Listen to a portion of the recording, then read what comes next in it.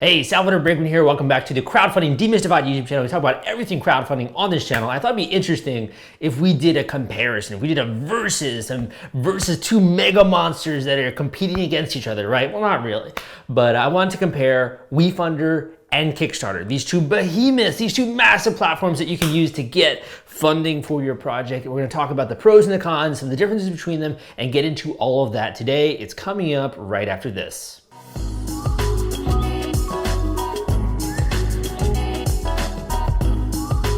Hey, thank you for spending your time here today on this video. I really want you to have and come away with a lot more confidence and understanding between Kickstarter and WeFunder. So these are two different platforms that you can use to get funding for your business or for your project or your dream, and kind of understand the way in which you can do that, the different places that these kind of play, and also the pros and the cons between some of them, the types of projects, honestly, that I think are best fit for some of them, and also the types of businesses that are gonna be better fit, for example, for WeFunder versus for Kickstarter, and also the implications as well. Like, let's be honest, anytime you take on money, there are always implications. There's no such thing as free money. There are always obligations that come to that, and the more you can understand it, the more you're going to be, I think, confident and happy going into the future. So let's first start with Kickstarter. Now, obviously, Kickstarter got started, I think it was around 2009, 2010, right? I got into the industry around 2012 when it's really just beginning with its heyday. You see the Pebble Watch and all these amazing campaigns that were coming out. Then you had other ones like Fidget Cubes, you had the Coolest Cooler, etc. So I was really there when there was this massive heyday in the early days. And it's been a labor of love for me to just kind of teach on that and to teach people how to launch campaigns. And I've really been blogging, writing books, doing podcasts, doing the YouTube channel, etc. for many years. And for me, Kickstarter is one of those kinds of engines that's super rare nowadays, and I kind of want to think of it in two ways. The first is that Kickstarter is amazing for pre-orders, right? So if you're coming out with a new product and you don't want people to be able to buy it right now and have to have that obligation of delivering it within 2 days or 5 days to them, you can do a Kickstarter campaign and instead deliver it in 3 months time, deliver it in 5 months time. I've seen campaigns like that deliver in a year, right? So there's less obligation in that way, but you still, when people are backing a Kickstarter campaign, this is really them buying a product. This is them pre-ordering a product or a campaign of some kind. They're selecting those perks and those rewards, and thus when someone buys something or makes a transaction online, you as the seller are basically generating revenue.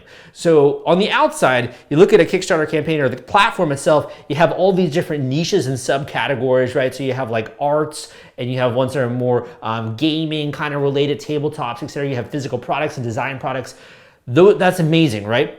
But you kind of want to think of this all under the umbrella as like pre-selling or pre-ordering or allowing people to back your campaign and get one of the products that you make. And in that way, you are kind of like an e-commerce seller, like a baby e-commerce seller in that early stage, those budding stages of growing into a larger online store or an online shop. So think Kickstarter, first of all, obligations. What are your obligations? Your obligations are that you gotta deliver what it is that you promised to your backers. So if you're promising a really cool new watch or a really cool new wallet or a travel bag or something like that, if you're promising that and people can pick from your rewards, you then have to ship that out to people. Eventually, you're gonna get a lot of angry backers. Same thing if you come out with like a new tabletop game or something like that. So the obligation is that you gotta ship out whatever it is that you promise your rewards. And when that happens, when you, as a business owner, right, you accumulate all these expenses to be able to produce a product, you go through multiple iterations of the product, you figure out the logistics and the supply chain, and eventually it gets on the person's front door, you then have expenses as a business owner. So you want to kind of think of it as e-commerce, where people are buying products, they're generating revenue for your business, and then you have expenses that are related to that, which lowers your taxable income naturally, right? So that would be the first thing, is obligations. What do you need to do a Kickstarter campaign? You gotta have a video, a pitch video, you gotta do a pre-launch, which I talk about in my book, the Kickstarter launch formula, which I document step-by-step how to launch a new campaign. Also, you gotta have things when it comes to like the campaign page, you gotta have rewards, copywriting, those different things that go into a successful Kickstarter campaign. What else? When it comes to doing a Kickstarter, you're going to be paying a fee, obviously, to the platform itself, which is 5%, and a credit card processing fee. Every Kickstarter campaign has a set duration. So maybe it's 30 days, a 45-day campaign, 60-day campaign, doesn't matter. You're going to have some kind of a fundraising duration. And finally, you're going to have a funding goal, which is kind of, I think, honestly in line with all types of crowdfunding, whether it's something like GoFundMe, right? Or something like Indiegogo or something like WeFunder. You usually have some kind of a funding goal, which in my mind characterizes crowdfunding itself.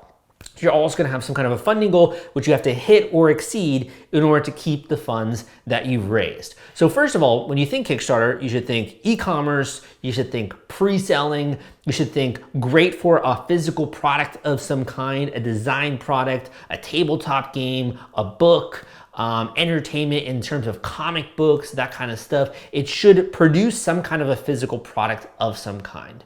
The second thing that you should take away is that people, when they're backing your project, they're really buying into that creation of that project. So a lot of times communities actually form around a Kickstarter campaign. And in that way, you're coming to the platform with an idea, a sketch, a prototype, ideally something that's workable that you can take photos and video of, and you're using Kickstarter in order to coalesce demand, get funding as a marketing exercise, be able to purchase a minimum order quantity, maybe finance tooling costs, depending on how much you end up raising. And really it's there as a vehicle to kickstart your new online store or your new business, right? Now there are categories I think don't fit really well into Kickstarter. I'm gonna kind of cover that a little bit with WeFunder, but I think for now, you've given a basic overview of Kickstarter. So how does that compare to WeFunder? Well, I'll tell you, the biggest difference is what you're selling, what your obligations are, and kind of the timeline, if you will, that goes into the campaign, as well as I think you can actually get away with not as good marketing with a WeFunder campaign nowadays. So that's because it's in the early stages, kind of like the way it was with Kickstarter, right? So first of all, with WeFunder, the biggest difference, first of all, comes with your obligations. So with a Kickstarter, your obligation is to ship out product, right? You got to deliver on your rewards. With a WeFunder campaign, people are actually buying securities, right? Or they're buying into a crowd safe or preferred stock, right? They're really buying ownership or a slice of ownership of your company. It might not be voting shares necessarily, right? But it's a slice of your company. So you're not necessarily selling your product. Instead, you're selling the idea that this company is going to be a good investment in the future. And obviously that kind of plays into your product, because if you don't have a great product, you're probably not going to be a good company, right? But there are also other metrics at play. For example, how much revenue have you generated so far? What is your target market? What is the size and the growth of the market over time? What about your intellectual property or the technology that you're using, right? So there are other variables that matter when it comes to a pitch with a WeFunder campaign versus with a Kickstarter. You talk about target market size, people are like, I don't really care. Just show me your really cool game or show me your really cool product, because that's what they're buying. On a WeFunder campaign, people are becoming shareholders in your company. In the same way that if they're trading with let's just say a public stock, right? They're gonna be interested in the financial matrix and makeup of the actual company, who it is that's running the company, what is their experience, what is the story, all those kinds of things. So you're selling something completely different, and thus your obligations to the investors are gonna be different than if they were just simply customers.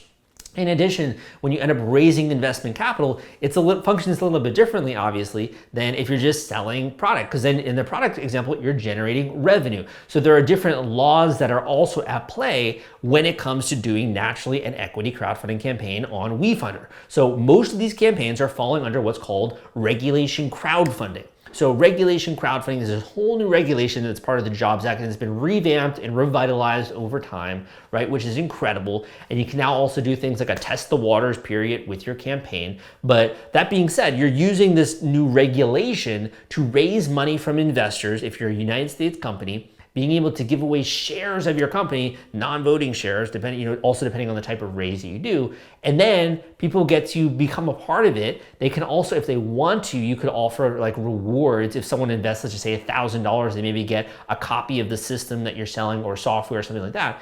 And then they are a part of it and they can participate, and they can be an evangelist for your brand. They can participate in the upside if there's a liquidation event in the future, which is just a fancy word for you sell your company or you go IPO, right? Or there's some kind of buyback program, or maybe there's a secondary market, for example, with Start Engine, right? There could be a secondary market that appears as well where people can trade their shares.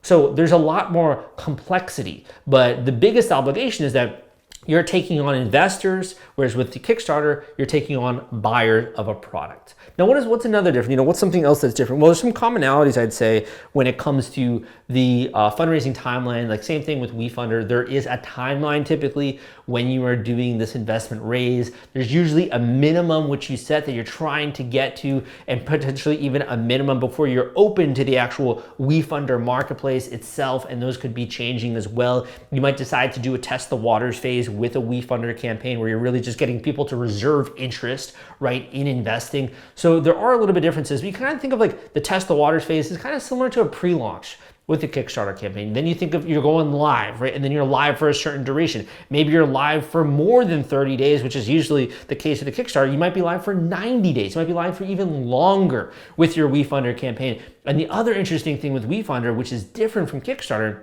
is that when you are live, your method of cashing out is very different, right? Because with a Kickstarter, you can only receive the funds 14 days or thereabouts after the campaign is finished, right? You can only get the funds after the campaign is finished and you've already had a successful campaign.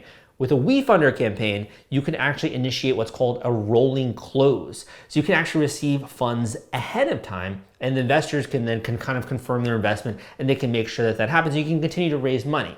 So there are a lot of different differences in that way on a technical side between WeFunder and Kickstarter. But what I really want to highlight for you, man, what I really want to highlight in this video, if there's nothing else that you take away, is what is a good fit for Kickstarter versus WeFunder. What company is a good fit? I want to get into that in just a second. Let's first talk about where you are, okay?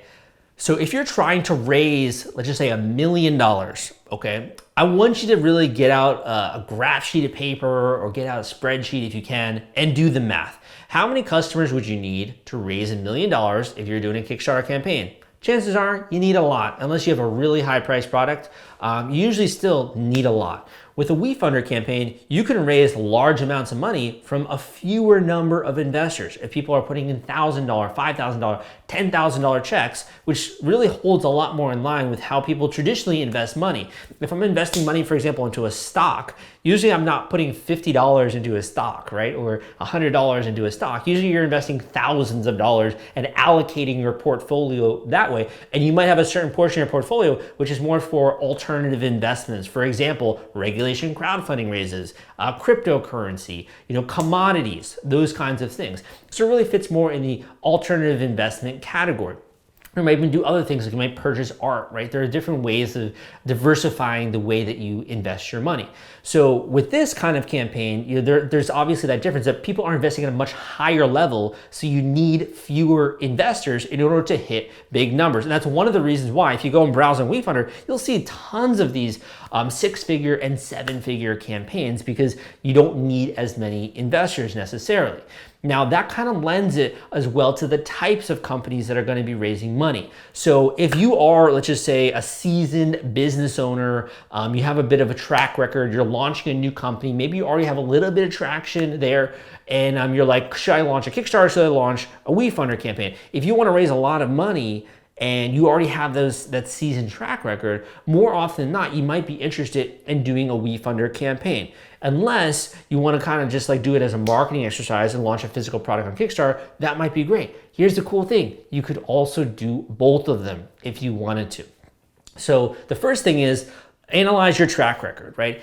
If you're just kind of new and you don't have a lot of proprietary technology, you don't really have a compelling ask, you don't really have much in the way of a story, the people working on the product, there's nothing in the way of market validation, maybe it hasn't really had any kind of product market fit yet, which is a term a lot of the times that's used in the lean startup methodology movement, then it might be a little bit premature, right, to go and try to convince strangers to invest in your company. Technically, you could do it. You could do an idea stage company. However, it's probably going to be a little bit more difficult.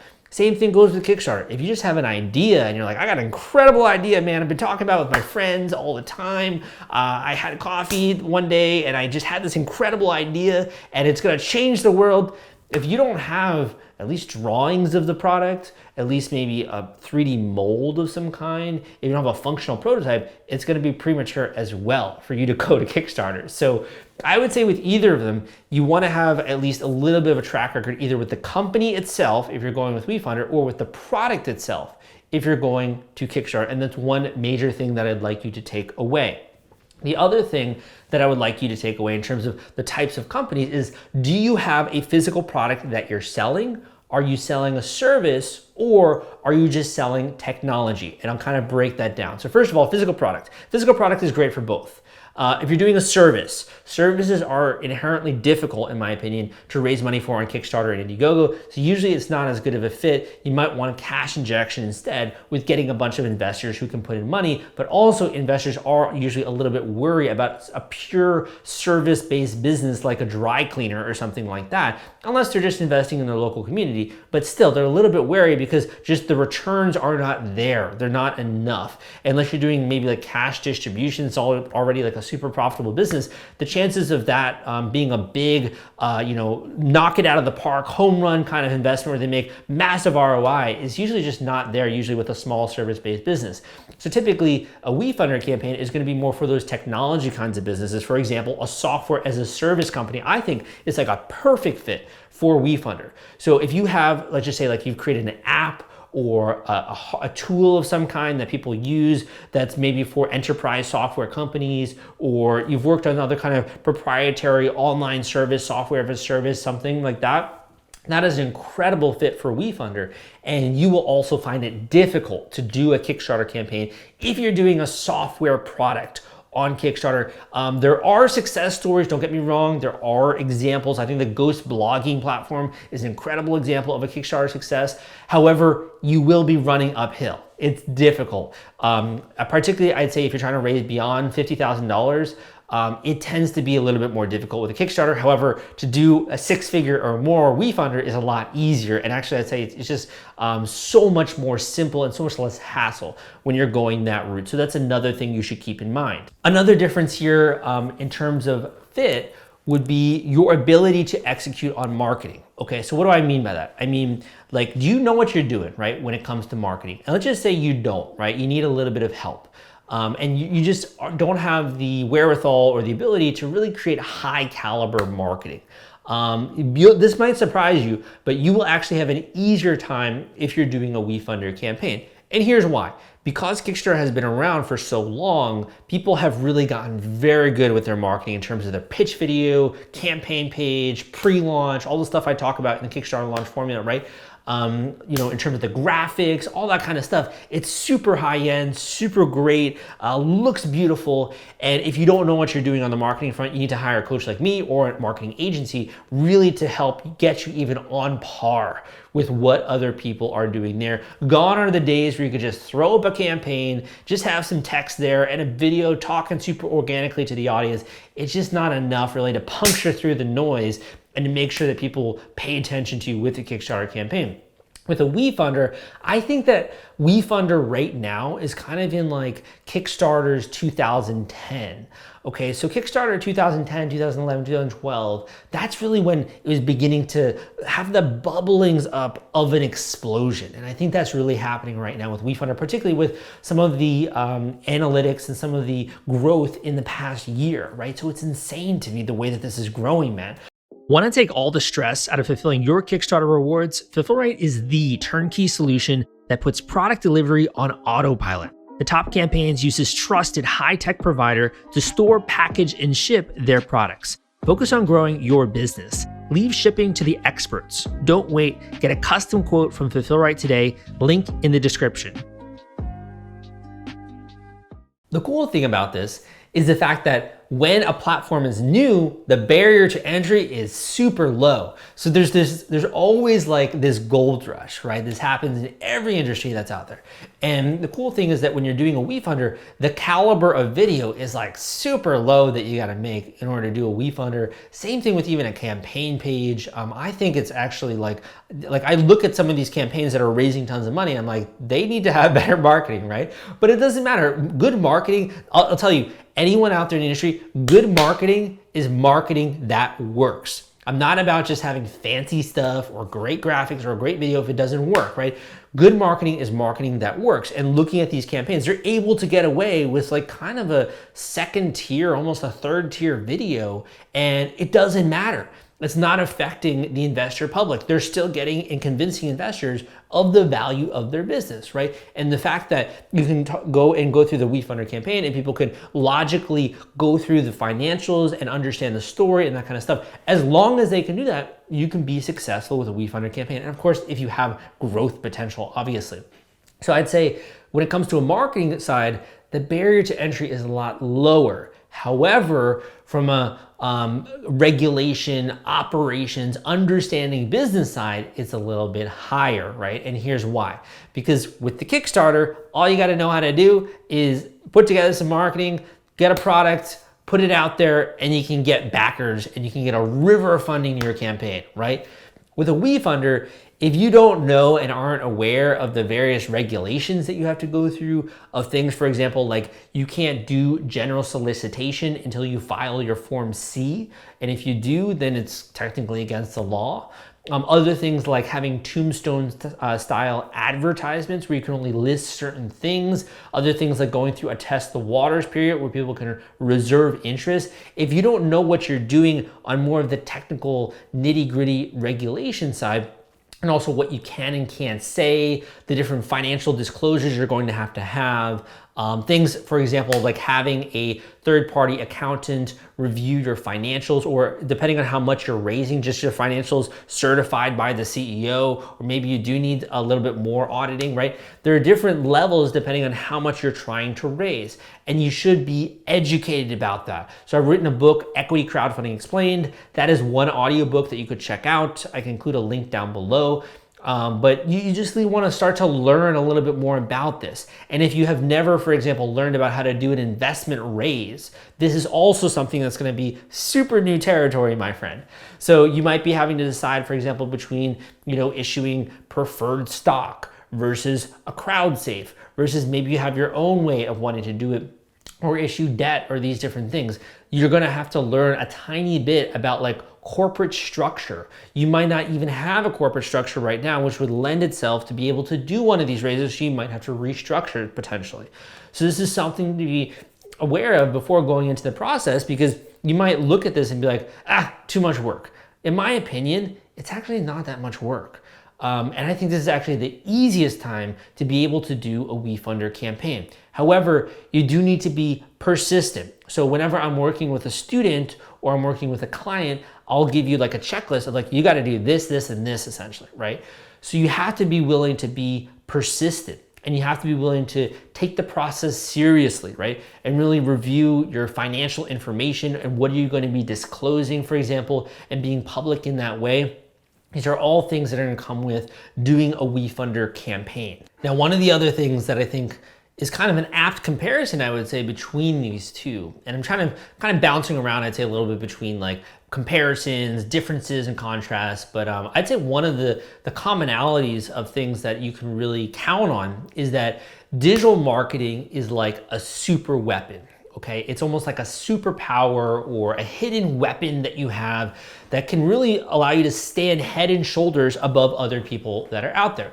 So if you think about like venture capital, right? Or you think about angel investors, it's all about your network. It's about who you know. It's about, can you talk the lingo? Can you make the right pitch, right? Can you really fit into that mold that they are looking for? The cool thing about this, the Regulation Crowdfunding WeFunder, is that now they've really lifted the veil. And no longer do you have to go through a major orifice, or you have to go through a major middleman in order to actually get the investment dollars that you need. You can go straight to the crowd.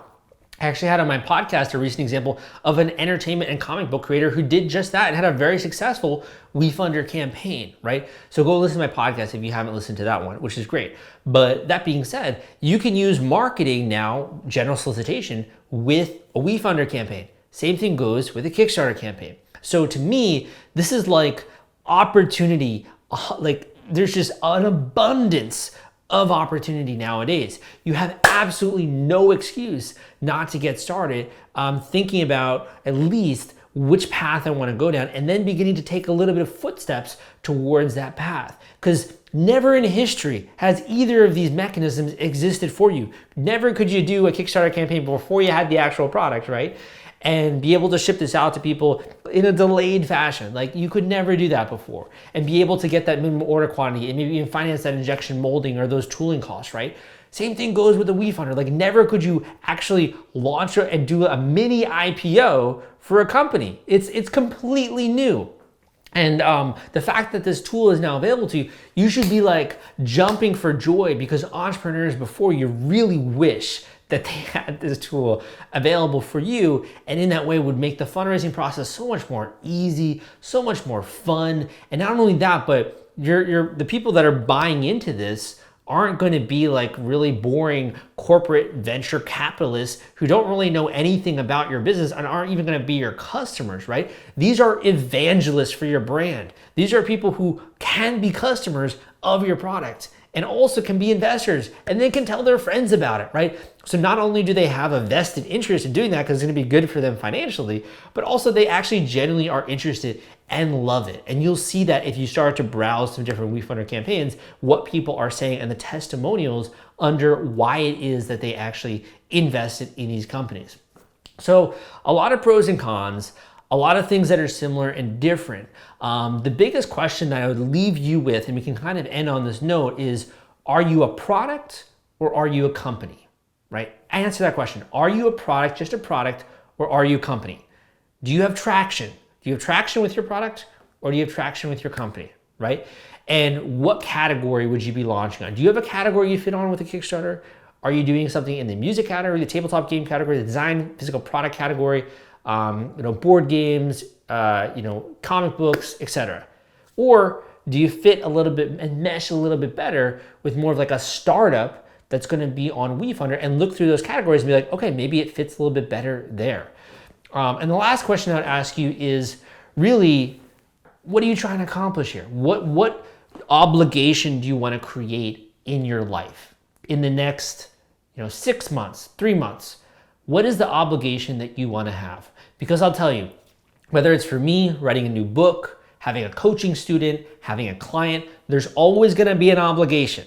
Whether I'm taking on money, for example, let's just say of a student, or money from a client, I then have an obligation.